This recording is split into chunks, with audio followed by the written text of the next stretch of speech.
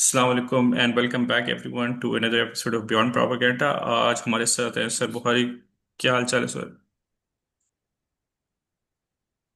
अल्लाह का फजल। आप सुनाए, thanks for inviting. Thank you for coming sir. आप आ जाते हैं, मैं अक्सर यही बात कहता हूँ, बहुत ऑनेस्ट बता रहा हूँ, बहुत अच्छा लगता है कि आप जब बुलाए आपको। लाइक मैं सर को कहता हूँ सर इस पर रिकॉर्डिंग करते हैं, सर लाइक चलो कर लेते हैं।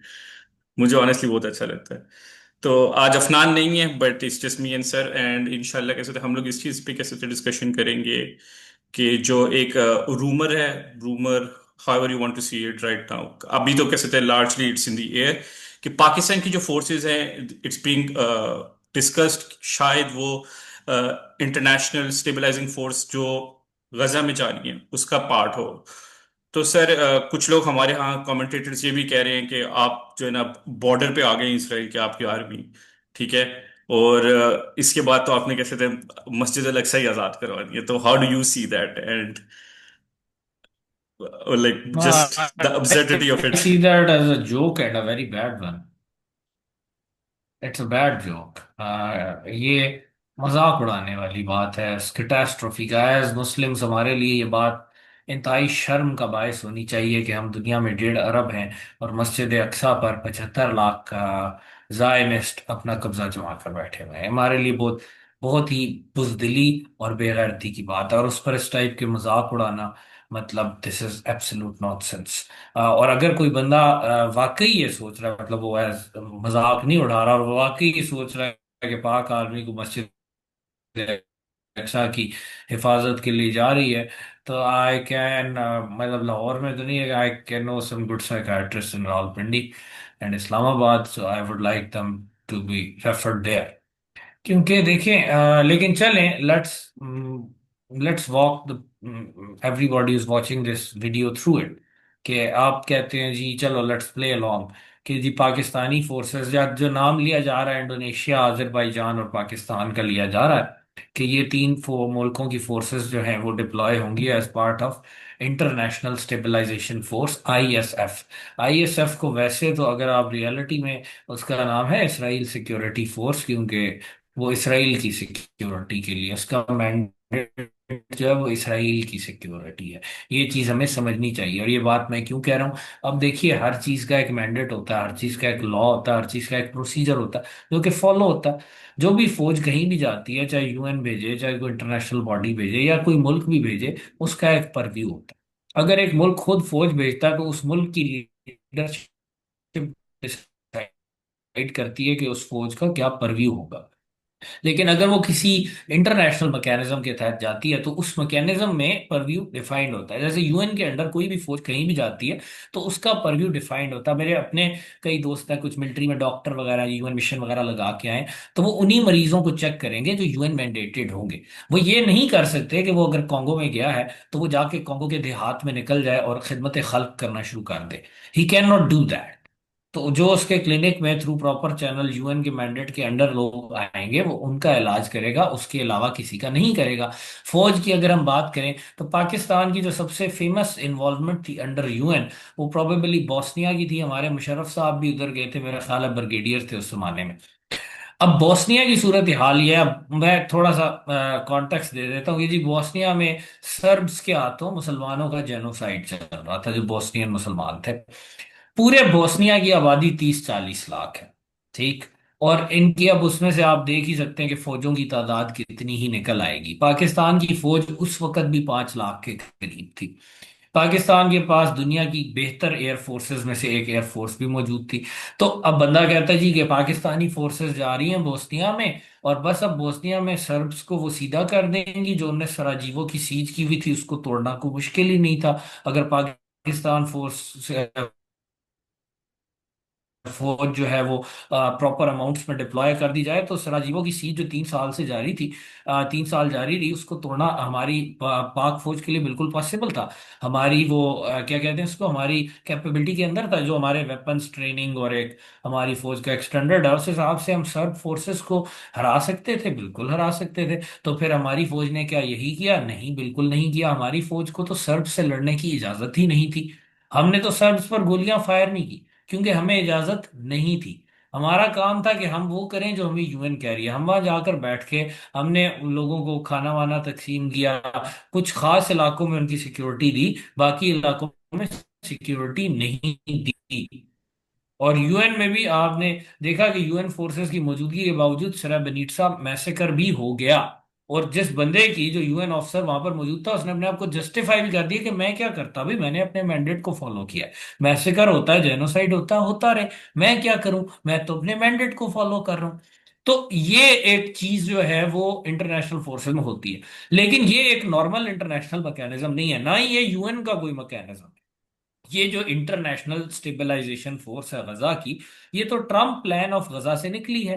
ट्रम्प प्लान ऑफ गजा की पहली शिक ये है कि भाई हमास है टेररिस्ट, और इसराइल को उससे करना है सिक्योर। ये तो पहला पॉइंट है ना कि भाई हमने इस पीस का मेन पॉइंट ये है कि हमने इसराइल को सिक्योर करना है, टेररिस्ट अटैक से, हमास के टेररिज्म से सिक्योर करना है। ये ट्रम्प प्रोग्राम में लिखा हुआ है। फिर ट्रम्प प्रोग्राम में जो अथॉरिटी है वो कोई यूएन बॉडी नहीं है, वो एक बोर्ड ऑफ पीस है जिसको ट्रम्प खुद सुपरवाइज करेंगे। और उसके लिए जो नाम लिया जा रहा है उसको हेड करने का, जिसकी कमांड में ये इंटरनेशनल सिक्योरिटी फोर्स होगी, वो है टोनी ब्लेयर साहब, जिनको कहा जाता है वेपन ऑफ मास डिसेप्शन। जिन्होंने झूठ बोला और कहा इराक के पास वेपन्स ऑफ मास डिस्ट्रक्शन है, और उसके बाद इराक में जो मिलियंस लोग मारे गए उनमें बहुत सारों का खून टोनी ब्लेयर साहब की गर्दन पर है। एक इंतहाई झूठे और स्याहकार किस्म के इंसान है।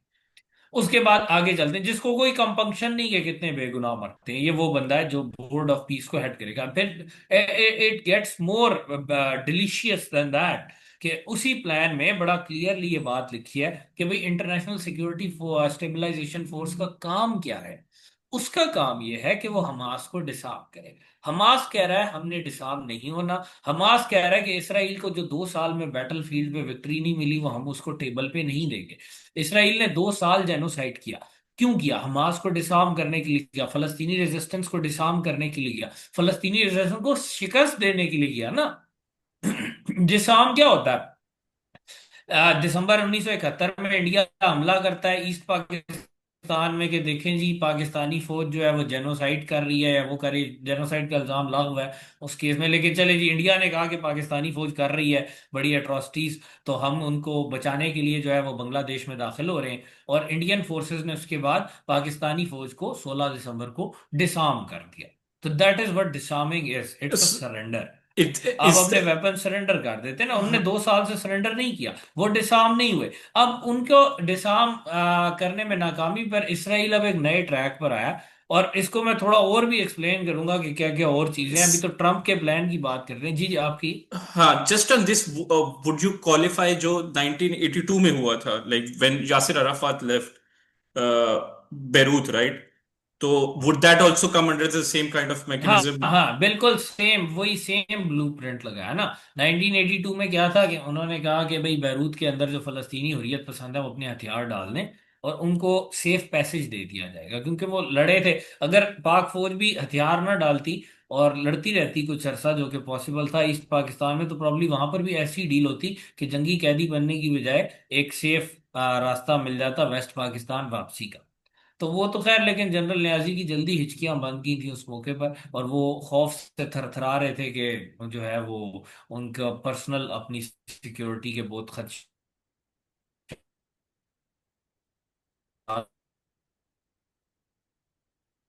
ला गया। लेकिन पॉइंट ये है कि जो यासिर अरफात वाला केस था 1982 बैरूत का, तो उसमें यही कहा गया था कि भाई सिविलियन आबादी को सिक्योर रखा जाएगा, उसको कुछ नहीं होगा, उसको गारंटी है अमेरिका की। तो आप हथियार रखें और आप चले जाएं, जिस जहां भी आपके स्टिंग समाते हैं, आप ट्यूनस चले जाएं, आप किसी और अरब मुल्क में चले जाएं। तो ये था उस पे मंसूबा। और 6 हफ्ते की इसराइली जेनोसाइडल वॉर के बाद हिम्मत हार बैठी थी यासिर अरफात की पीएलओ, और उसके बाद वो कभी रिकवर नहीं कर सकी बैरूत से आज तक। तो उनकी हुर्रियत पसंदी का काफी हद तक, उस दिन जिस दिन उन्होंने सरेंडर किया, उनकी हुर्रियत पसंदी काफी हद तक कुचली गई। उसके बाद वो कुछ अरसा रेलेवेंट रहे, उसके बाद इसराइल की बी टीम बन गए फलस्तीन में प्रैक्टिकली। तो हुआ ये कि लेकिन जब उनसे सरेंडर करवा के उन्हें भिजवा दिया गया, तो फौरन फिर मैसेकर्स हुए, जिसमें सबसे मशहूर सबरा शातला मैसेकर है। तो इसराइल तो ऐसे ही अपने मायदे मानता है कि हथियार रखवा के उसके बाद मैसेकर भी करता। और जिस दिन हमास ने हथियार रख दिए, गजा में, तो गजा में भी हॉरिफिक तरीन मैसेकर्स होंगे। ये बात गजा वालों को भी पता है, हमास वालों को भी पता है। हाँ exactly on this particularly right. मैं कल या आज तो आज या कल मैंने कैसे थे इस पे एक न्यूज देखी थी विच वाज एसेंशियली के गजा में और वेस्ट बैंक में दोनों साइडों पे it is clearly a majority that opposes any sort of disarmament of the resistance. Exactly तो क्यों, अब देखे ना आप, वो स्टारवेशन में मारे जा रहे हैं, उनको भूख और अफलास से मारा जा रहा है, उन पर बम गिराए जा रहे हैं, क्यों वो कह रहे हैं कि फिर भी हथियार नहीं डालने? एक तो चले उनकी ईमानी कुव्वत भी है, लेकिन आप देखें कोई भी रैशनल बंदा जो है ना, वो भी यही, उसको पता है कि it can always get worse, और अगर वो रखते हैं अपने हथियार तो इट विल गेट वर्स। ये हिटलर से भी ज्यादा सफाक गवर्नमेंट है इसराइल की। मैं नीतनयाहू भी नहीं कहता, इसराइल की हर गवर्नमेंट ही एक जेनोसाइडल प्रोजेक्ट पर अमल कर रहा है। जायनिज्म की आइडियोलॉजी ही जेनोसाइड है। तो आगे बढ़ते हैं ना, तो आईएसएफ का मेन मकसद क्या है कि हमास को डिसआर्म करे और गजा के अंदर दे इंटरनल सिक्योरिटी। इंटरनल सिक्योरिटी में भी बड़ी गेम है। बेसिकली इसी ट्रम्प प्लान के तहत आधे गजा स्ट्रिप पर इसराइल का कब्जा है, और इसराइल उससे विड्रॉ नहीं कर रहा, कोई इरादा नहीं रखता उससे विड्रॉ करने का। तो पॉइंट यह है कि इंटरनेशनल स्टेबलाइजेशन फोर्स, बाकी जो थोड़ी सी इलाका है ना जिसमें सारी आबादी को वो पैक करके बंद किया हुआ है, उसमें आईएसएफ जो है वो इसराइल की प्रॉक्सीज को हमास से सिक्योरिटी फराम करे। इंटरनल सिक्योरिटी में, जैसे वो जो बहुत मशहूर जर्नलिस्ट थे ना साले, जिनको मार दिया इसराइल की एक प्रॉक्सी मलेशिया ने, तो हमास ने फौरन उनके कातलों को कैफरे किरदार तक पहुंचाया। तो अब इंटरनेशनल स्टेबलाइजेशन फोर्स का यह काम होगा कि अगर वो इसराइल की प्रॉक्सीज ऐसी कार्रवाइयां करती हैं तो इसराइल की प्रॉक्सीज को तहफ्फुज दिया जाए हमास वालों से। और इसमें इंटरनेशनल स्टेबलाइजेशन फोर्स को काफी चांसेस है कि इवन हमास के इज़्ज़तुद्दीन अल कसाम ब्रिगेड्स के खिलाफ भी उनकी लड़ाई की नौबत आ सकती है अगर वो इस लड़ाई में पड़े। तो अगेन अभी ये स्काई न्यूज की रिपोर्ट है, वेस्टर्न मीडिया की रिपोर्ट है कि 4 मलेशियाज इसराइल ने ऑर्गेनाइज कर ली हैं। उनकी बेसिस उसने गजा स्ट्रिप के उन इलाकों में बनवा दी हैं जो इसराइल के कब्जे में, और उनको वो असला दे रहा है, उनको वो लॉजिस्टिक्स दे रहा है कि जाओ, जाकर इज़्ज़तुद्दीन अल कसाम ब्रिगेड्स और हमास की आवाम पर लड़ाई करो, मारो, पेट्रियाटिक फलस्तीनियों को, गैरतमंद लोगों को मारो। क्योंकि इसराइल से खुद काम पूरा हो नहीं सका ना, तो अब वो उसी स्ट्रेटजी की एक मॉडिफाइड फॉर्म पे चले गए जिसपे 7 अक्टूबर से पहले थे। हम तो चीख चीख के थके कि नथिंग स्टार्टेड ऑन 7 अक्टूबर। तो वो बात समझ में नहीं आती ना उन लोगों को जो गौर नहीं करते या जो तारीख से ना वाकिफ है। तो 7 अक्टूबर से पहले क्या था? ब्लॉकेड था। ब्लॉकेड के अलावा इसराइल जो है वो पहले भी ये कोशिशें कर चुका है कि किसी तरीके से अपनी फोर्स यूज किए बगैर हमास की हुरियत पसंद तंजीमों, क्योंकि इस वक्त फलस्तीनी लिबरेशन का जो स्पिरिट है वो हमास रिप्रेजेंट कर रही है, और हमास के एलाइज जिनको आप पैलेस्टीनियन रेजिस्टेंस कहते हैं। जो फलस्तीनी अथॉरिटी है वो इसराइल की बी टीम है, जैसे विशी फ्रांस की गवर्नमेंट थी, कठपुतली हुकूमत। और हुआ भी ये था कि जब हमास इलेक्शन जीती 2006 में, फलस्तीन में एक ही इलेक्शन हुआ, हमास जीती। जब हमास इलेक्शन जीती तो उनको जो कॉन्स्टिट्यूशनल राइट था कि फलस्तीनी अथॉरिटी के गवर्नमेंटल अदारे उनके हवाले किए जाएं, वो नहीं हुआ। और महमूद अब्बास जो कि एक कठपुतली सदर है, क्विजलिंग है, basically he is the Quisling, Quisling Norway में था, महमूद अब्बास जो है वो फलस्तीन में है। तो महमूद अब्बास ने जो है वो इसराइल के साथ सिक्योरिटी कोऑर्डिनेशन जो ओस्लो में स्टैब्लिश किया गया था, वो ओस्लो माहिदा क्या था कि इसराइल फलस्तीनियों को मारने के लिए फलस्तीनियों को इस्तेमाल करेगा, और अगर फलस्तीनी इस्तेमाल नहीं होंगे तो इसराइल के पास राइट है कि वो फलस्तीनियों को मारे। ये था वो मुआहदा जिसको आप कहते हैं कि उसकी बेस पर टू स्टेट सोल्यूशन होगा। तो आज उसी भी सिक्योरिटी कोऑर्डिनेशन। जो आज भी चल रहा है वेस्ट बैंक में। हाँ हाँ, चल रहा है ना, हम्म। वेस्ट बैंक में यही तो चल रहा है। तो गजा में नहीं चला तो इसीलिए इसराइल की निगाह में गजा कांटे की तरह खटकता है। तो उसूल हुआ ये कि 2006 में इलेक्शन होते हैं, 2007 में हमारे गजा में जो है वो फिर भी इक़्तिदार हासिल कर लेते हैं फलस्तीनी अथॉरिटी की और अमेरिका और इसराइल की साजिशों के बावजूद, क्योंकि भाई उनके पास एक डेमोक्रेटिक मैंडेट है। और हमास की बहुत ज्यादा पॉपुलैरिटी थी गजा में, तो बहुत ही ज्यादा थी, पर गजा जो है वो एक एनक्लेव है। वेस्ट बैंक को तो उन्हें इतने छोटे छोटे टुकड़ों में बांटा हुआ है कि कंट्रोल करना आसान हो गया ना। गजा थोड़ा एक एनक्लेव है, बहुत छोटा इलाका है, लेकिन आबादी बहुत है, 2 मिलियन से ऊपर आबादी।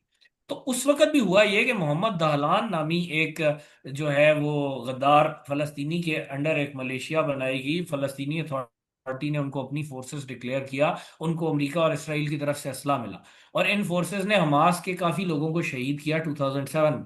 और हमास ने उस वक्त काफी काम लिया सब्र से। लेकिन जब पता चल गया कि भाई लातों के भूत बातों से नहीं मानते, तो हमास अनलीश्ड एन ऑफेंसिव इन गजा, और 4 दिन के अंदर अंदर ये कठपुतली फोर्सेस फारग हो गई। तो उसके बाद इसराइल आया ब्लॉकेड की पॉलिसी में। ब्लॉकेड की पॉलिसी ये थी कि फलस्तीनियों को यूनाइट नहीं होने देना, गजा स्ट्रिप को आइसोलेट रखना है। गजा स्ट्रिप के अंदर ना मेडिसिन जाने दी जाएगी ना फूड। उनको एक अनइनहेबिटेबल बनाया जाएगा गजा को। और पीरियोडिकली इसराइल गजा पर बगैर किसी वजह के भी हमले करता रहा, बहाने बना बना के। 2008 में किया, 2012 में किया, 2014 में किया, 2021 में किया।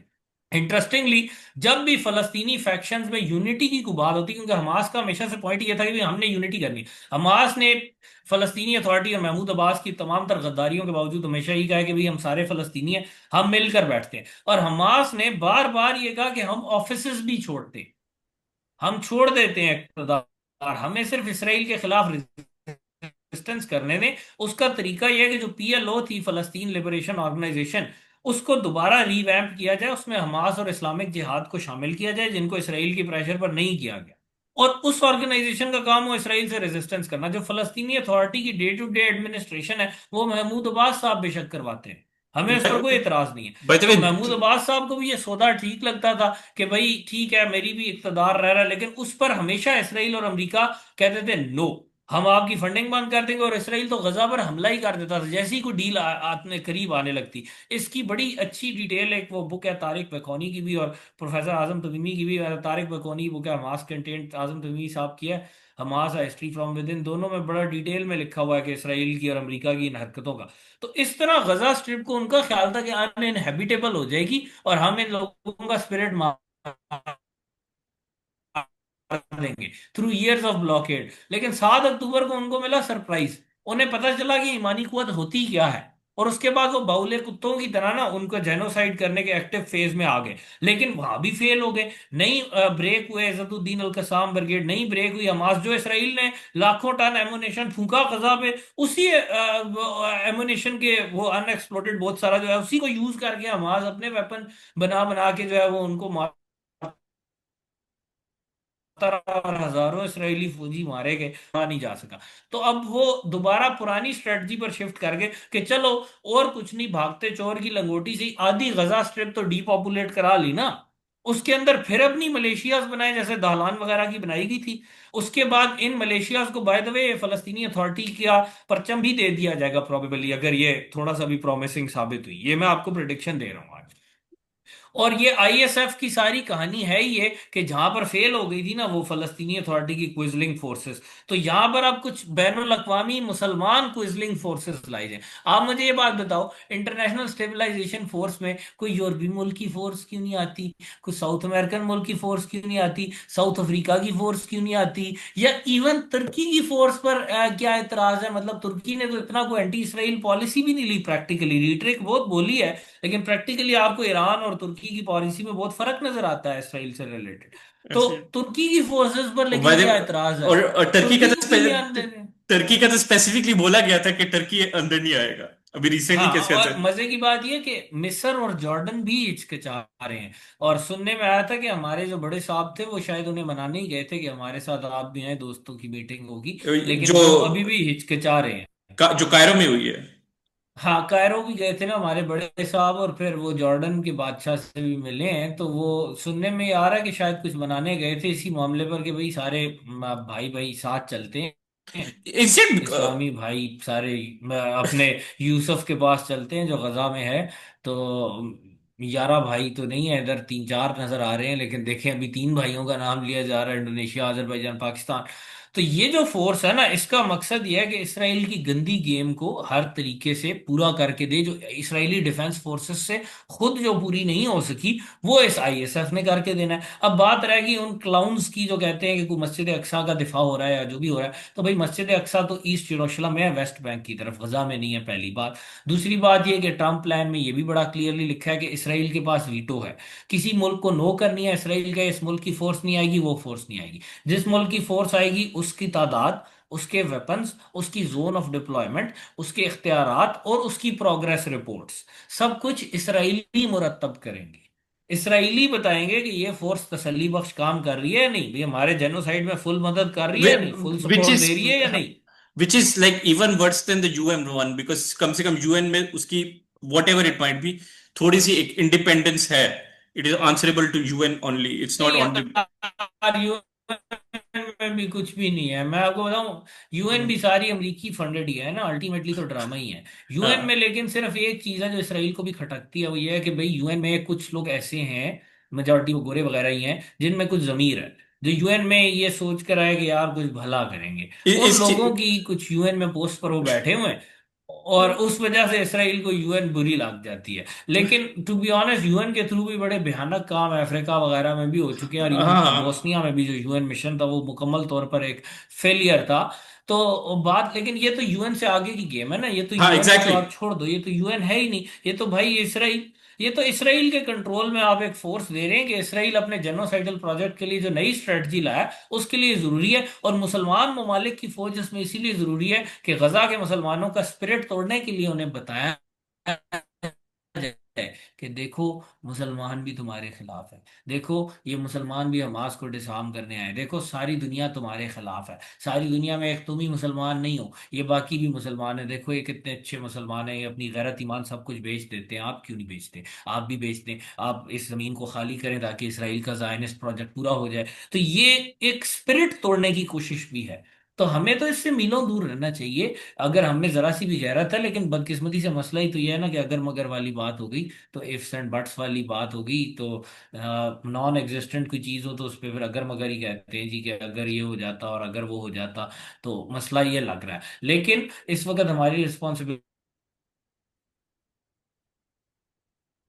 रियलिटी है कि जो रियलिटी है उसको एक्सप्लेन कर, बड़ा सरप्राइज किया है। और जितनी ज्यादा मतलब मैं इमेजिन भी नहीं कर सकता था उन लोज को जिसको इस गवर्नमेंट ने हिट किया है। लेकिन पब्लिक प्रेशर फिर भी एक पावर है। अगर हमें थोड़ी सी भी गैरत है, थोड़ी सी भी शर्म है, 2 साल से वो लोग खड़े जहाद कर रहे हैं, 2 साल से उन्होंने इसराइल को रोके रखा है, सारी दुनिया के सामने उनका जेनोसाइड हुआ, हमने उनकी कोई मदद नहीं की, हमने खड़े होकर ये भी नहीं कहा कि हम बायकॉट कर देंगे, हमारी पाकिस्तान की रियासत ने कुछ नहीं किया। मजे की बात, एक वो पाकिस्तानी रियासत ने मायदा साइन किया था टीएलपी वालों के साथ ही पिछले साल, कि सरकारी तौर पर बायकॉट कमेटी बनाई जाएगी और बायकॉट किया जाएगा। तो अभी टीएलपी भी नहीं रही और मायदा भी नहीं रहा, और बायकॉट तो कभी किया ही नहीं। तो अगेन ये चीज बड़ी क्लियर है कि हमारी रियासत का दोगलापन, मुनाफकत टॉप लेवल्स को छू रही है इस मामले में। लेकिन हम हैसियत मुसलमान, how can we live with our selves, कि ठीक है हम मुनाफिक हैं, हम बुरे हैं, लेकिन वो जो लोग अच्छे हैं, जो चंद लोग हैं जो पूरी इस्लामी दुनिया का इंतखाब है, जिनमें कोई इस्लामी गैरत है, और जिन्होंने एक दुनिया की सबसे बड़ी पावर या अमेरिका इसराइल कॉम्बाइन को 2 साल तक बेसरो सामानी के आलम में बगैर किसी होम बेस के, बगैर किसी सूटेबल टेरेन के, बगैर किसी एक्सटर्नल सप्लाई के रोकी रखा, उनको फतह हासिल नहीं करने दी। तो अब हम जाकर उनसे हथियार छीनेंगे, मतलब कोई शर्म, कोई हया, इससे ज्यादा यजीदियत क्या हो सकती है, इससे ज्यादा यजीदियत नहीं हो सकती। तो हमें इस चीज को फील करने की जरूरत है, हमें इस चीज को समझने की जरूरत है कि ये कितनी बड़ी गद्दारी और कितना बड़ा बिट्रेयल है। As I explained it before, आपके चैनल पर भी और भी ईऑन पर भी गया था सिर्फ इसीलिए, और मैंने आर्टिकल भी मिडिल ईस्ट मॉनिटर में इसलिए लिखा है, this is a grand betrayal. जब हम वो ट्रम्प प्लान साइन करने लग गए, और जो है वो सस्ते किस्म के काबिल फरोख्त जो है वो खवातीन की तरह जो है वो आंखें मार रहा था हमारा प्राइम मिनिस्टर जो है वो डोनाल्ड ट्रंप को उधर, सस्ती किस्म की हरकतें करके, मतलब हम लोग जो है वो, मतलब is nothing sacred any more. तो फिर ठीक है यार, फिर बेहतर ये है, अगर ये करना है तो पाकिस्तानियों को चाहिए कि इस्लाम से तौबा कर लें और कहें भी हमारा इस्लाम से कोई ताल्लुक नहीं है, हम मुसलमान नहीं है। इस्लाम को गंदा करना छोड़ दें, इस्लाम के नाम पर बोतान बांधना फिर छोड़ दें, फिर जो दिल चाहे करें भाई, आपकी मर्जी है, आपकी अपनी लाइफ है। लेकिन ये इस्लाम वाला नाटक प्लीज छोड़ दें फिर, अगर यही काम करने हैं इस दुनिया में हमने। तो बहरहाल, मतलब as succinct as I could, in summation एक छोटी सी समरी मैं दे देता हूँ कि जी, पाकिस्तान की फोर्स कोई अल-अक्सा की हिफाजत के लिए नहीं जा रही है एक्चुअली। अगर जाती है ये आईएसएफ, इसका मकसद इसराइल की सिक्योरिटी है। इसराइल की सिक्योरिटी किसके खिलाफ? हमास के खिलाफ। कैसे हमास से हथियार डलवा के, हमास को डिसआर्म करा के, और इंटरनल सिक्योरिटी के नाम पर इसराइल की कठपुतली मलेशियाज को खुल के खेलने का मौका देकर, ताकि वो हमास को क्रश करने में इसराइल की मदद करे। तो बेसिकली इस फोर्स का मकसद सिर्फ यह है कि जो फलस्तीनी रेजिस्टेंस है, जिसने इसराइलियों की नींदें हराम की है, हजारों इसराइली फौजियों को जहन्नुम हासिल किया है, जिसने 2 साल से इसराइल को बैटल फील्ड पर यह एम अचीव नहीं करने दिया कि गजा का पूरा जेनोसाइड कर दे, तो अब उस मकसद के लिए इस्लामी बरदरान यूसुफ पर मुश्तमिल एक इंटरनेशनल स्टेबलाइजेशन फोर्स के नाम से एक इसराइली सिक्योरिटी फोर्स जो है वो तैनात करने की बातें हो रही हैं। और तो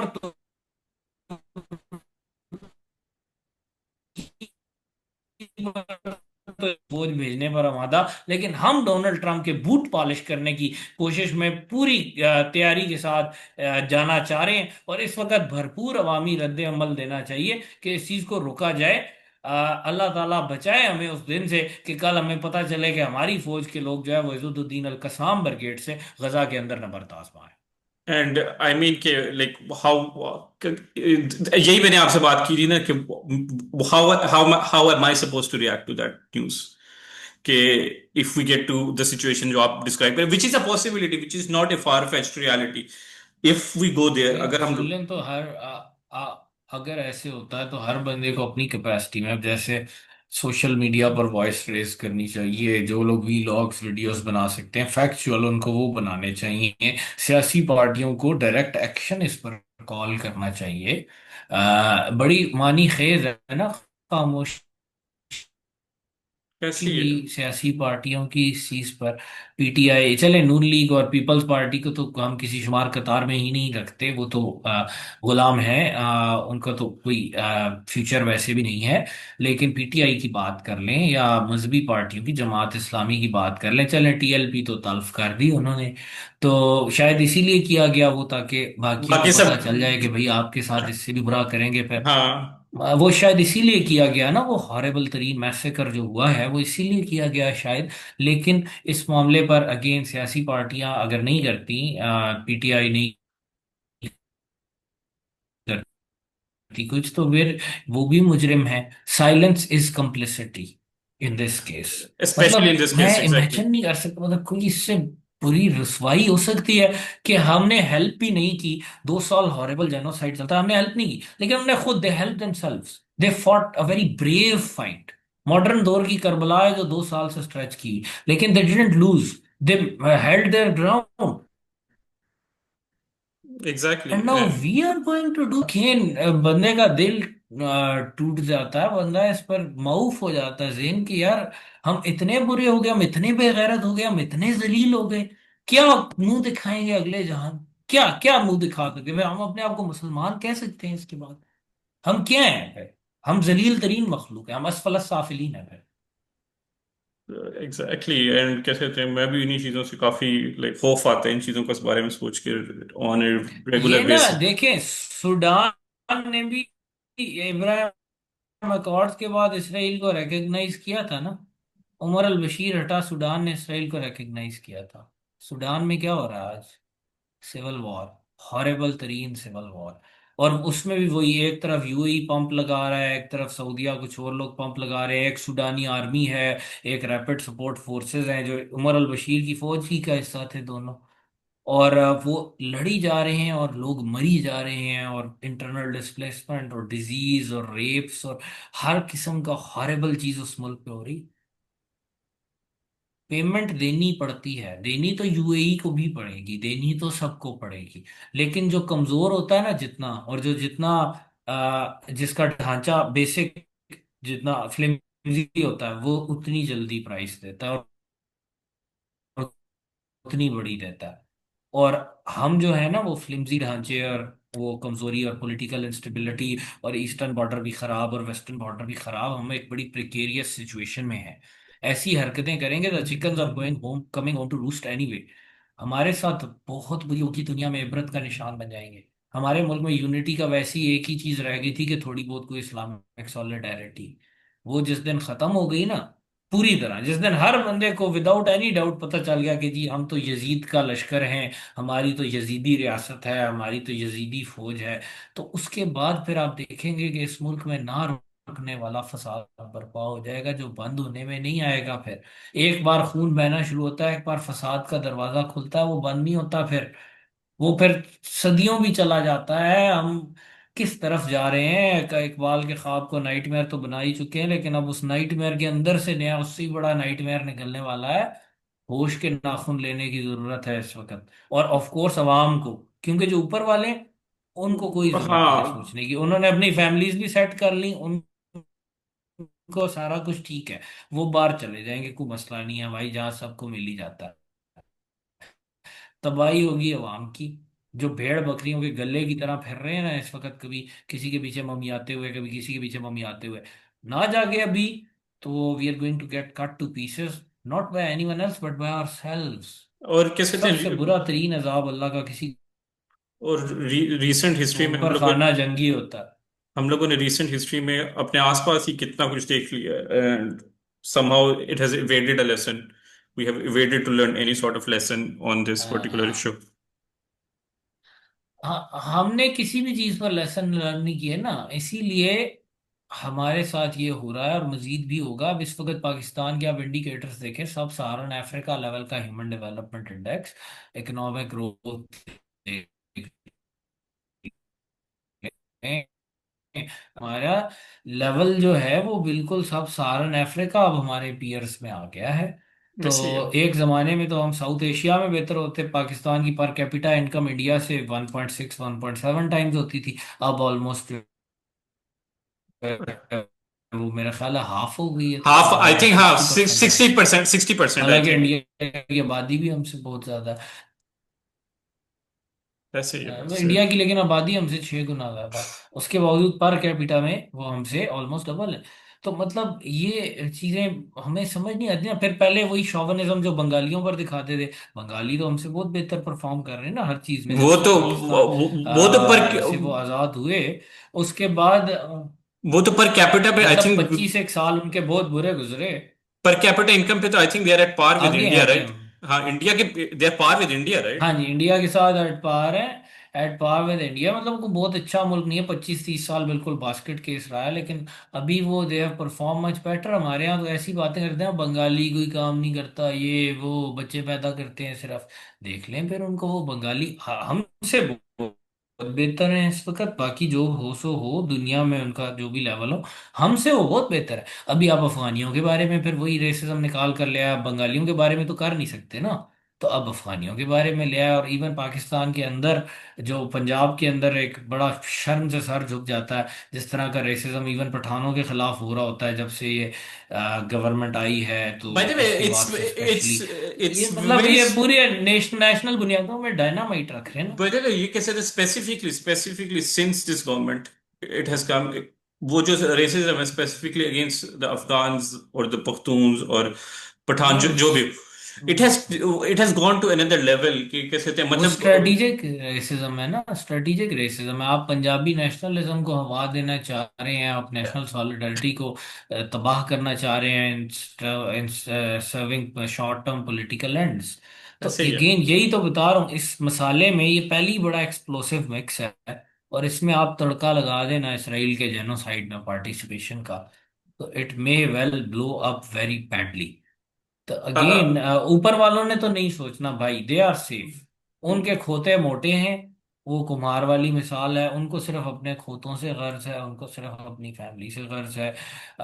उनका हिसाब तो अगले जहान ही होना है। ऐसे ही है। लेकिन हम लोग यहाँ पर जो अवाम है वो उसके साथ बहुत बुरी होगी। क्योंकि ऐसे ही होता है, तकदीर के काजी का ये फतवा है, जुल्म से है जुर्म ज़ईफ़ी की सजा मर के वफा जा।